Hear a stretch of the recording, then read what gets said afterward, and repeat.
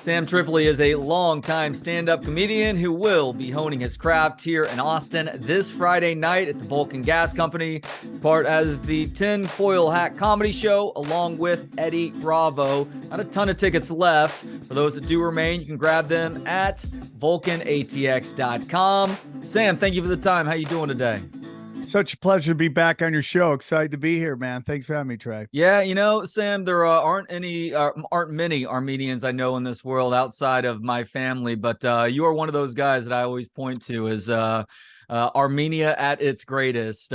Hold on, you're coach of the Longhorns. Armo to the bone, dog. Armo to the bone. That's why I'm a Longhorn fan. Every time I talk to Steve Sarkisian, I bring something up, whether it's grape leaves or something else, and it always evokes a bit of a smile. Couldn't be happier for him, dude, in so many different ways, but definitely proud of. I told him one time I got to meet him, and I was like, "Hey, I'm Armo, bro. Super proud of everything you're doing. I think it's great, and I'm really excited that the Longhorns are crushing it right now." So you really are a Texas fan then because of Sark.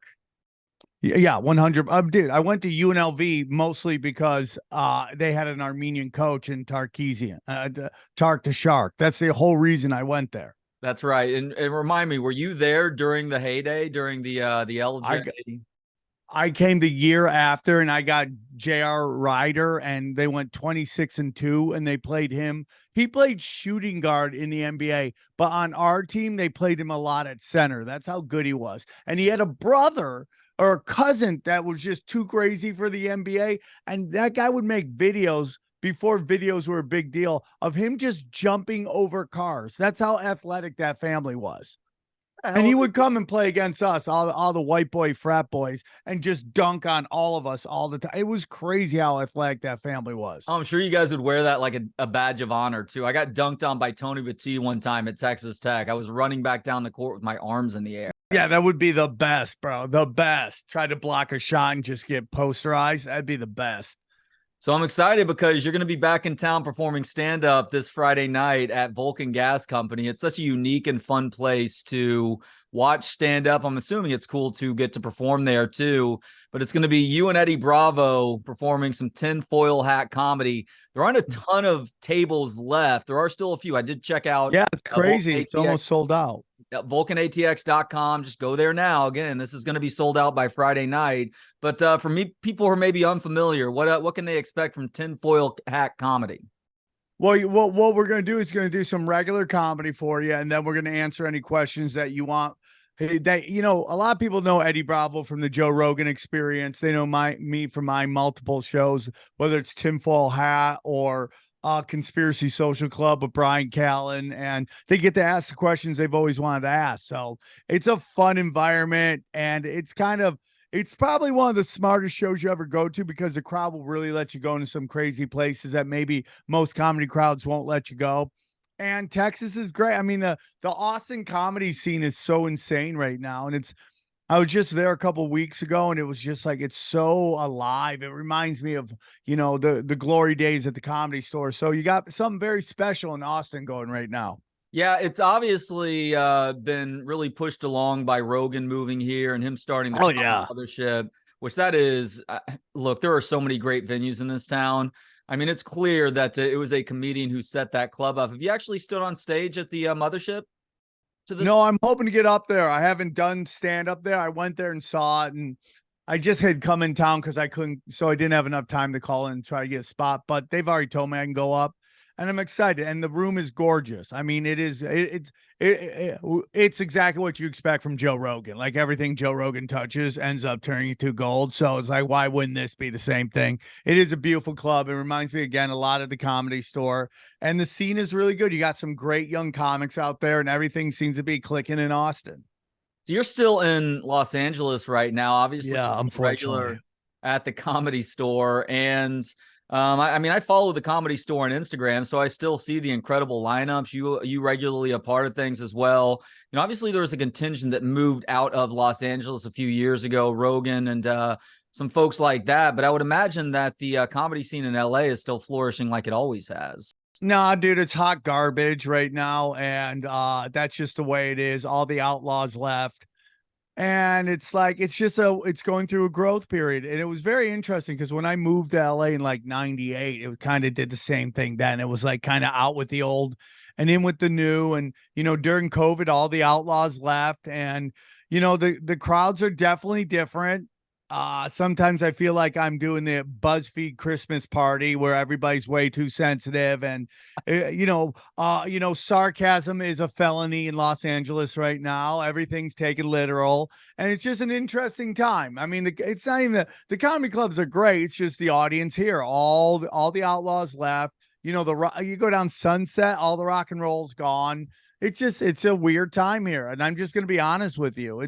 It's a weird time. And I've been very blessed to get the glory times. I was here during Shaq and Kobe's when the Sunset was insane and it was so much fun and it was so alive. And then I was able to be part of, Joe Rogan's return to the Comedy Store. And that was such a blessing too. That was an insane time. Like the Comedy Store at that time was like the mecca of like both comedy and comedy podcasts. All the biggest podcasts were there. It's just a different time and everything changes. It just changes. But I love it used to be Trey, when you would live in LA, you do your edgier stuff in LA, and then you would go on the road and you have to like dumb it down a little bit. That's just the way it was. But now it's the exact opposite. We're like, I'm in LA editing on stage. Can this crowd digest this joke? And then I go on the road and I just drop hammers everywhere, and they're totally down with it. It's crazy to me where we are comedically right now. We're in what I call a Nickelback comedy phase of comedy right now. Everything's Nickelback, broad strokes on stuff everyone's already heard before. And Nickelback sells out arenas, so you can't judge them, but it's much different comedy than I grew up with. And the truth of the matter is Mark Zuckerberg has put his thumb too on stand up, and he's like, if you look at what's going viral on Instagram, it's all really keep it simple stupid stuff. And It's just a different time. And I'm not saying it's worse, it's just different. I've been blessed to get like some of the best time in comedy. I was blessed to be a part of that stuff. So I'm looking forward to getting out of LA to perform in Austin, then after that Dallas. I've seen your stand-up specials, and I've said this to you before, but I've described your comedic stylings to other people, especially here in Austin, where people are going to get this reference too, where it's like you've got a lot of modern Bill Hicks to you, where your comedy is super sharp. You're making really good points, and honestly, you're going to go over the heads of others at times. At times as well, which is one of the points of stand-up comedy, right? So I can't wait to watch you unload on stage this Friday night at Vulcan Gas Company. But considering just how far down the hole California has gone, on the whole, like everything has followed San Francisco and what LA has turned into. How much of a thought have you given to moving out of that city? Every day I wake up in the morning, I get to my knees and I pray to God. And then the second thing I go, when do I leave? I mean, I want to be honest with you. When people say LA sucks, what they're really talking about is Hollywood. Hollywood sucks. The rest of LA is great, but comedically it's just weird. And yeah, I think about getting out of here all the time. I just like all my friends left. They all live either in Florida or in Texas. So I'd love to get out. I just have other people who live here. My girlfriend, her mother's, getting older. She takes care of her. And then my baby's mama lives here and she's not ready to leave. So, I pay for everything, but I got zero say in anything. So that seems to be the life of a dad. Pay for everything, zero say in anything.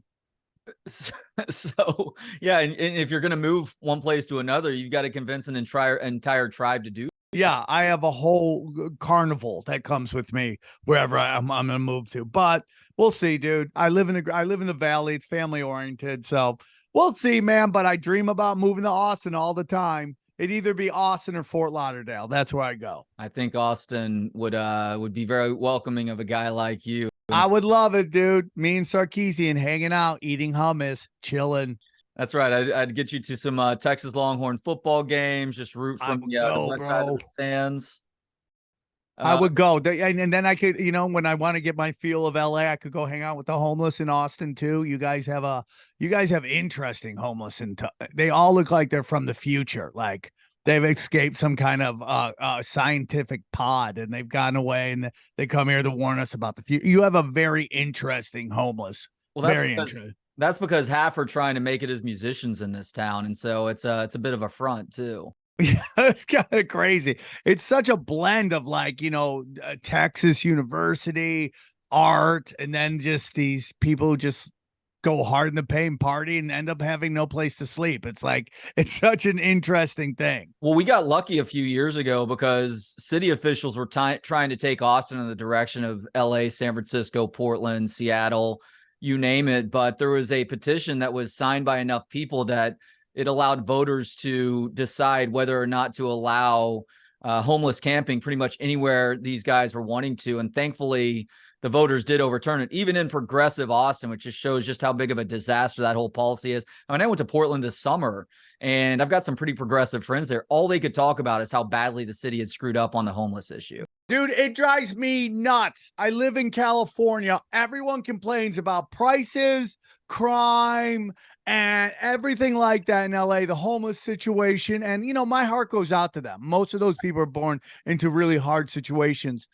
So we can deal with it. Our leaders decide not to. But man, everybody complains, but they just keep voting for the same people over and over again. And like on a national level, I don't think you can vote your way out of problems, but on a local level, I do think you can. I really do. I only vote local. I don't vote national. I think that's just theater of the stupid. But on a local level, I do vote. And I just hear these people complain, and then they keep voting for the same people because the theory of voting for the opposite party is worse than the reality of what they're living in, which is crime and high prices. They'll never, and like especially people my age, these like old school liberals can't come to grips with the fact that that the pendulum, the spectrum has changed on them of politics, and they don't realize that the party that they used to vote for way back in the day is not the same party. So they just keep voting for the same people,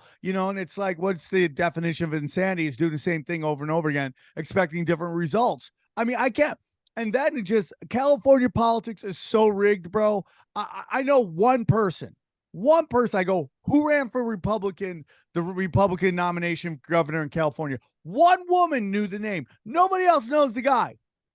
They threw the fight. You want to talk about corruption in sports? They threw the fight. So we'll see what happens, man. I don't know, dude. Like the way they cleaned up San Francisco because Xi Jinping was coming in town is just let you know what they're capable of if they really, really wanted to. Dude, that was completely insulting. The fact that city has been in such disrepair over the last 10 to 15 years now, and that dude visiting the city is what caused them to finally act, and the billions upon billions of dollars that have been wasted on it up to this point.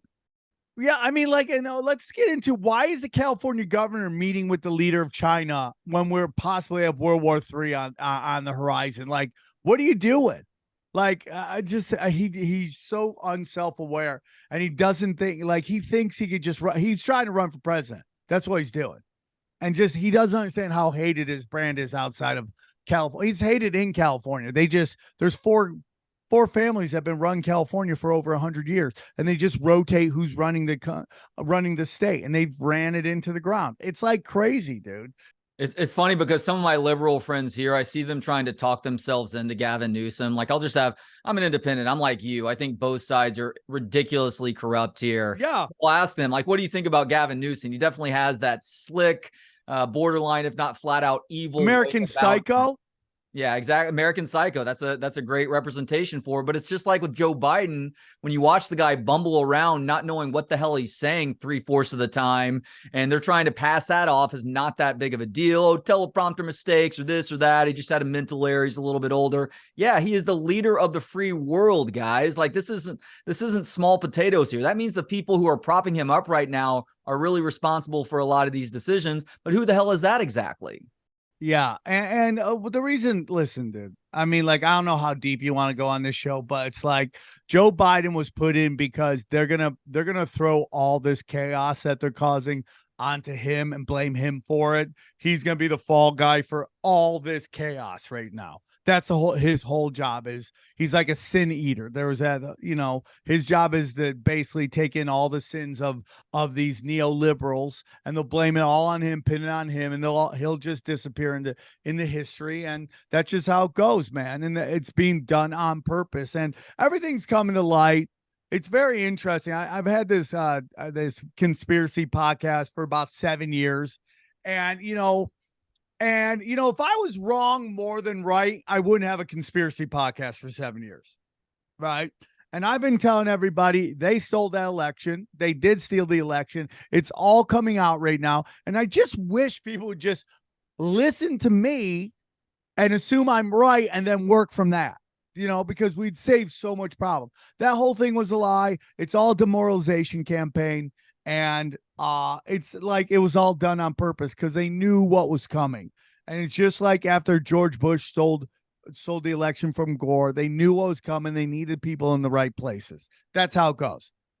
I know this isn't much sports talk, but I'm just telling you. Well, and back to your original point about getting involved in local elections and not caring about what happens nationally. Presidential elections is patriotism for people who are bad at math. That's the bottom line there. Like, regardless of who you think should win or who you support should win, the person that's going to win is the person that they need in power too. 100%. And they all play like, dude, this whole stuff in the Middle East just let you know that they all play for the same team. It's all theater. Yep. And like, I remember when I there's a couple times where, it's so obvious how completely like professional wrestling it is. And I remember when Obama got elected, and he had the House, he had Senate, he had Congress, he had the White House, he had everything. He could pass anything he wanted. And then all of a sudden, out of nowhere, these magical blue dogs showed up because they're never meant to have all of it. It's meant to be gridlock, and each side can blame the other side for whatever they want. And somehow everyone hated white guys so much after Bush and Cheney that the Democrats just dominated, and they could have passed anything that they wanted, like universal health care at the time I wanted, so. And then all of a sudden, magical blue dog showed up, and we're not going to give Barack Obama what he wanted. And now they got gridlock, and nothing gets passed. And that's when I realized it's all rigged from the top. It's a rigged game, and all these guys are getting blackmailed. It's all blackmail. It's like, this is why they're allowed to get where they get. They got something on them, and if they don't play ball, they're gonna release, they're just going to release whatever they got at this point. So it's just, it's very interesting. People need to really get, and the last thing I'll say about this is like, democracy doesn't work when everybody is ignorant to what's really going on. And it just becomes every 4 years, I do a theater production of voting. It just means nothing. It's all pro sport. I'm on team D, I'm on team R, and you just play this BS game you play, and it really doesn't mean anything. Nobody is paying attention. Nobody has any facts. Everything is emotion now. So it's like, what are we even doing with that? Yeah, it's impossible. It's like you said, just get us arguing about football issues that really have nothing to do with most of our lives, and meanwhile they're in cahoots on the things that matter most, that tend to oppress the general minority here. I'm not speaking specifics, general minority, while continuing to prop up the people in power, right? Yeah, whenever the Democrats need to get everyone back on their side, they throw out the pro-choice thing. And whenever the Republican needs somebody to come back, they throw out the pro-gun thing. So that's just how it goes. I mean, they just know how to play us. Like, it's insane to me that nobody sees their games, but I'm just over it, dude. I'm just like, let's just build a farm, raise some stuff, have some guns, learn Krav Maga. Yeah, good luck buying that farmland from Bill Hicks, but we'll stop. Yeah. Well, I mean, that's the whole thing with Bill Burr's wife flipping. Everyone's like so angry at Bill Burr's wife for flipping off Donald Trump at the UFC fight, but I'm like, dude, that's the First Amendment right there in real time. Let it go, let it flow, and let's not listen, dude. I said this yesterday on another podcast I do called Broken Simulation. Like, Donald Trump is my favorite war criminal. Okay, out of all the war criminals, he's my favorite war criminal. It's like let's not act like that seat isn't the seat of a war criminal. And I'll probably take him over almost everybody up until Andrew Jackson. So that's a long way to go till I pick somebody else. All right, but that is what you're supposed to do. You're supposed to take truth to power. And I'm sorry, Texas. All right, I'm sorry, but I have more respect for Bill Burr's wife flipping off Donald Trump than I do for these stadiums full of Texans like cheering on George Bush Jr. I mean, like the fact that somebody thought it'd be a good idea to have George Bush Jr. on military remembrance and salute day, whatever it's called, when we would salute our people who served in the military. And when the Giants are playing, like, it's unbelievable to me. The New York City team, we're saluting the military, and we have George Bush there. I mean, like, what are we doing? I mean, you could, like, it's like, oh my God, like, it's like Ronald McDonald showing up to a vegetarian like event. Like, what are we doing here? It's like the most ridiculous thing I've ever seen in my life, and you're cheering him on.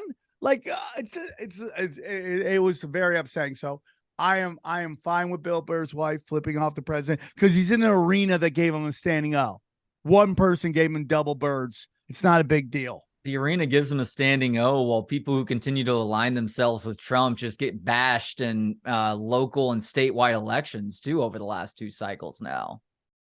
It's so crazy. And like, people just don't realize like how rigged it is. And it's all coming out right now. I mean, like, you had Joe Biden was polling at number 7. He was the 7th guy in the Democratic primary. And then everyone just stepped down. So he shot to the front. And then his running mate is the first person to bow out because she was polling so low. And then everyone's like, he got the most votes ever. It's like, you guys just don't care because you just want to be right. You don't want to. The biggest thing is like, that's our biggest problem right now. It's like people just want to be right. They don't want to do right. That's it. So the morals don't even mean anything to anybody. They just want to win this stupid game. And it's like unbelievable to me. Yeah, it's a foundation of virtue signaling. And by the way, I mean, like, I would love to have partied with Hunter Biden. Like, you know, that guy looks like he could throw a good party. Like, he always gets the good stuff. But the guy's a scumbag, and everyone's like fine with it. Like, dude, I've been learning so much about like just like what the government did with censoring Americans. And like, that to me is like, we're living in this crazy time where like both parties want to censor college students on campus for expressing political opinions, and everyone's okay with that. Like, what are we doing here? It's like, no, dude, we got to protect the First and Second Amendment at all costs. That's my opinion. One of the craziest things to me about all of this, Sam, is that we've seen talking points do complete 180s for each party over the last 20 to 25 years now. It's so crazy to me. Like, all these people built their brand on free speech and protecting speech are now suddenly for censorship. You know, it's very crazy, man. So my whole opinion is like the truth community is kind of like that game from Squid Games, you know, where like if you moved, you got shot. Like, so that's like everybody's, you know, everybody kind of like shows their hand. So it's like you start off with like, do you think Hillary beat Bernie Sanders? This is where it all starts to change, by the way. Where did you believe Hillary Clinton beat Bernie Sanders in the Democratic primary? If you said yes, bang, you get shot. Okay. And now just go all the way to like, do you think the U.S. government should censor speech about criticism of Israel? Right. And if you think that's yes, like, I don't know what to do with you. And there's only like a handful of us left after this whole thing, after COVID, after BLM, after all this stuff. It's like there's only a couple of us left who stand true to. It's like defend the Constitution at all costs. Yeah, dude, there are way too many people that I see whose brains are broken for the rest of our lives because of the COVID era and everything that happened in between. And it sucks and I feel sad, but I also completely understand because it's hard not to get sucked into that.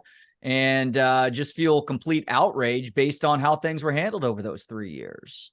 Well, you know, it's also that like the way they have us stretched so thin with having to keep the you know, the lights on, the fridge full, we work longer now for less money.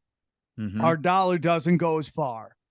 So they've stretched us so far. Both parents have to work now. So we go home and we want to figure out what's going on in the world. So they have it conveniently in an hour. You turn on your television, you watch an hour of that to see what goes on. And we're trusting people. And they've abused our trust. Yeah. And we've accepted what they said, and now we don't. And I'm very blessed. What was like which was a negative for me for a very long time is very positive now, which is, my father taught me, like, believe nothing what you hear and half what you see, and him and my mother made me believe in paranoia, and I used to be like, okay, that's a little paranoid, but now I realize, like, question everything. I even tell people on my own podcast, like, question everything that comes out of my mouth.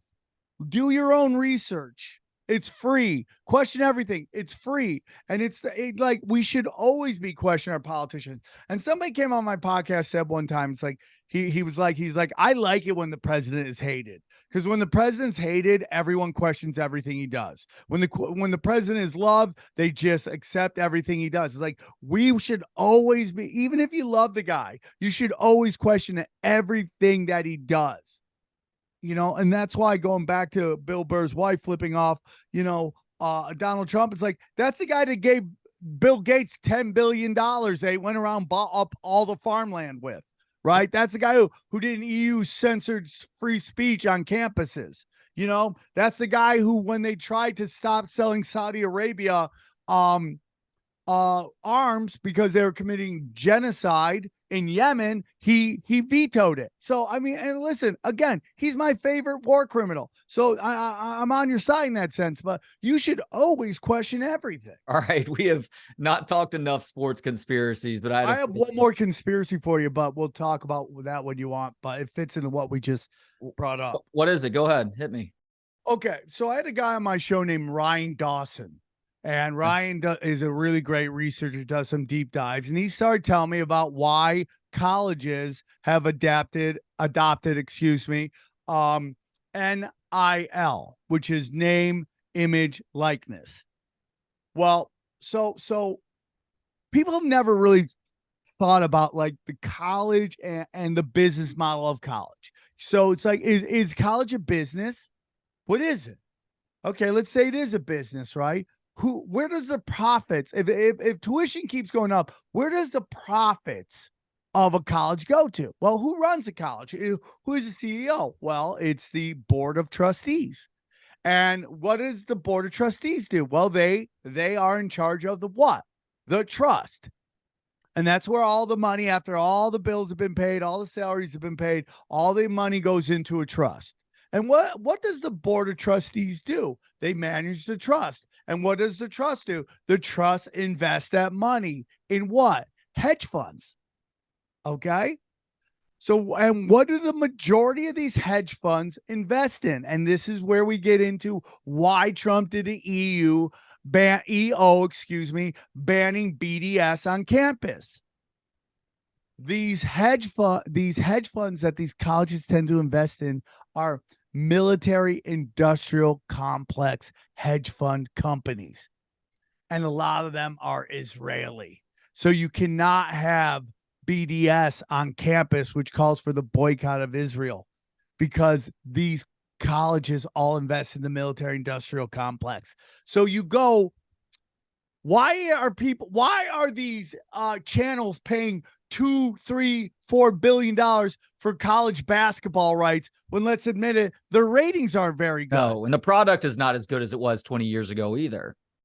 Because it's all goes right into the trust.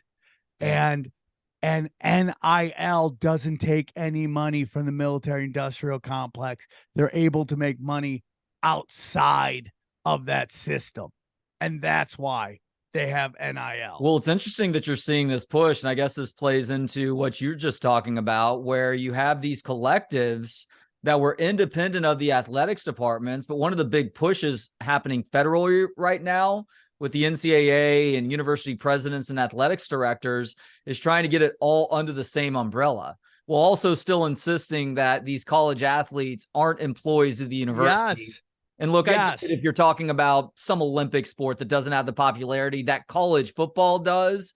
But for college football, to suggest these kids aren't going to be university employees when they're making money directly from the athletics department is absurd. I don't think it's going to pass federally, but who knows? I mean, I've stopped trying to predict these things after watching so much. You should allow these kids to major in that sport because they have a better chance of going on to be a coach at a school, make a good salary. Let's just face. I mean, I'm not saying these kids, like some of them are going to go on to be doctors and lawyers, obviously. But a lot of them, like, teach them how to teach the sport because that's what they know, and they could go right in there and get jobs all over the country. It's very interesting. One thing that I find really interesting is with the NIL is that Caleb Williams, is that his name for USC? Yeah. So the other day I'm watching a college football game. I forget what game it was, but he had a Dr. Pepper commercial. And it's the one where it's the fake, like they're all fans of this fake college team, and their whole identity is it. Well, one time in the commercial, Caleb Williams is walking with a black cat. He walks under a ladder, which is all bad luck. Well, ever since that commercial's come out, USC hasn't won anything, by the way. Oh, wow. I was like, oh my God, that's Caleb Williams. And the USC isn't doing well at all, bro. That guy danced with the darkness and he lost, dude. You know, something else that I've heard about NIL, I guess conspiracy theory time, is that a lot of these kids, remember, these last 5 years, we've seen guys opt out of the rest of the season to focus on pro prospects. Supposedly, Caleb Williams wants to do that, but because his NIL deal requires him to pay back all the money that he's made this season, if he just chooses to opt out of the season, he's stuck playing the rest of the way, even on this team that is likely going to lose another game or two before it's all said and done. Well, you really want to get into conspiracy? Here, they're already talking about how he may not be the top pick now. Yeah. And he's been very vocal. Well, let's say not vocal, but his team, that he doesn't want to go to Chicago. Mm-hmm. So it's like, oh, wow, conveniently, people are now questioning whether he's going to be the number one pick or not, which looks like Chicago's going to get that from the Panthers. And it's just right? So it's like his evil plan may actually work out because unless it's the Giants, which I think that would be his dream scenario to be able to go play for the Giants because they're not going to win another game. No. And why would you? I mean, you with what's his face being back for the Cardinals, you have a real chance to have the worst record, and you should lose spectacularly, like 48-3. That's how you should be losing. So there's no chance of winning it like the and it worked out in their favor where the Texans got the second pick. And they got Strauss, who I knew was good at the beginning. It's so interesting. He was dude, I mean, how many games did he go before he threw his first interception? I'm like, this is insane. So it worked out for that. I feel bad for the Panthers. I mean, they just can't get it going. But it's interesting. We'll see what happens with Caleb Williams. It's the whole feel of that program has changed since Lincoln Riley got it a year and a half ago. Do you know the conspiracy theory involving Jerry Sandusky and Penn State? Oh yeah, 100%. And how all the boosters were kind of involved with that whole thing. And like the best piece of evidence that we have about that, Sam, is that there was a Ben and Jerry's ice cream flavor named the Sandusky Blitz, I believe. And you couldn't have a more pedo ice cream flavor if you tried. It was banana flavored ice cream with chocolate covered peanuts and caramel swirl. I guess you could throw some gummy worms on there too if you wanted to. No, I'm with you on that, dude. And I'm sorry, but I have my girlfriend's family is all from Penn State. They're wonderful people, but Penn State did not pay enough of a price. No, for that whole disgusting thing that's going on, and it's just like it's very weird because that wasn't the only Big Ten school to have a giant scandal like that. Like it's very weird. Michigan State did as well. Oh yeah, so it's like it's very weird, bro. It's very weird. But I think Penn State, when they got Franklin, which is hilarious because that's their coach's name, right? Franklin. Yep, James Franklin, who can't win Yeah. a big game to save his life. Well, it's very interesting because there's something called the Franklin scandal as well, which is another giant pedo, not involving him, but involving his name, which is another giant pedophile ring. It's just super interesting, dude. I don't know, man. I think college football is like it's gonna go through some craziness as like just linear television starts to morph into whatever it's gonna be on the internet. Like, are we going to need conferences? Are we going to need them? Because who's going to pay these giant packages? Well, you're starting to hear Michigan talk about exploring leaving the Big Ten based on the sign stealing scandal going on right now. So Yeah, it's that's very the point weird. that you're making, I guess. It's very weird because I don't know. Like when it came to the Patriots, I was like, dude, you guys are cheating. That's ridiculous. But for some reason, this one feels different, but I know it's not. So I don't know why I'm not as mad at Harbaugh as I was at Bill Belichick. It's the same reason you're not more, or maybe you are outraged about the Astros, but everybody's doing it. That Michigan was just going to links that a lot of other programs weren't, because everybody's trying to figure out everybody else's signs. It's one of the ways you get a leg up in sports is by knowing what the next play is that's coming. But Michigan is being scapegoated a little bit, it does feel like, which is why they've pushed back so hard up to this point, much like the Astros. And look, did they go to lengths that other teams didn't? Absolutely. They should have been roasted roundly for it. I say that as a Texas Rangers fan. They weren't that much more guilty than some of the other best teams in the sport at that time. Trey, I got to ask you, what do you think? Who's your shortstop? The one he used to be for the Dodgers. What is it? Seager, Corey Seager. What do you think he said to what's the Dodger name? The guy who won the Golden Glove, Mookie. What do you think he said to Mookie? Do you know? Did you see that interaction? No. Between Seager and Mookie? It's very interesting. It did not look cordial at all. Like Seager, I think, snapped at him, and everyone's trying to play it off. But When was that? it was at the World Series where they were trying. I think Fox was trying to get Mookie to interview Seager, and I don't think Seager either doesn't like Mookie, okay, or was like really focused and just didn't want to deal with the interview at that time, which is very interesting. I mean, so like you can read his lips, and he's like saying he has anger in his eyes. I wonder if you saw that. It's very interesting. I love baseball. Like baseball is such an interesting sport. It's a sport for old men, and I love it. I think like playoff baseball is the best base playoff out there. Because again, like the Rangers can come out of nowhere and win it, right? But it's so funny how the ratings weren't good. And I blame nobody but Major League Baseball for that. They are the worst marketers. Yeah. The worst marketers. They don't know how to market their teams. And a salary cap. They're like, what? They're like, oh my God, the speed of the game.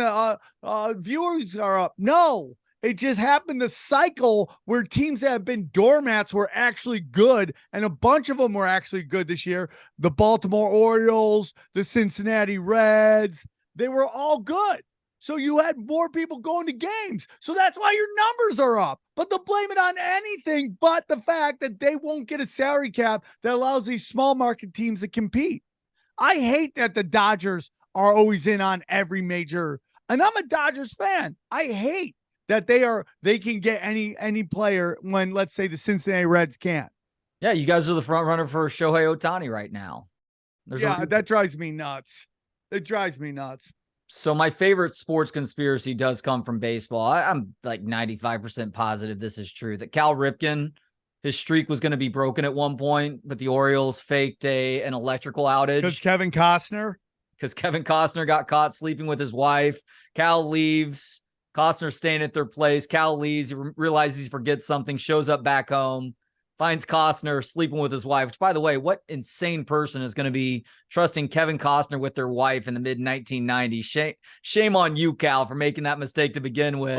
But he's so outraged. We're all getting cucked. Refuses to show up to the ballpark that day, and the Orioles cover for him. I believe that's 100% true. 100% true. Basically, that was the only marketing the Baltimore Ravens had. I mean, Cal Ripken wasn't playing great towards the end. They weren't winning a lot of games. So it's like, come see the streak. And if that went away, there would be no reason to go to the ballpark.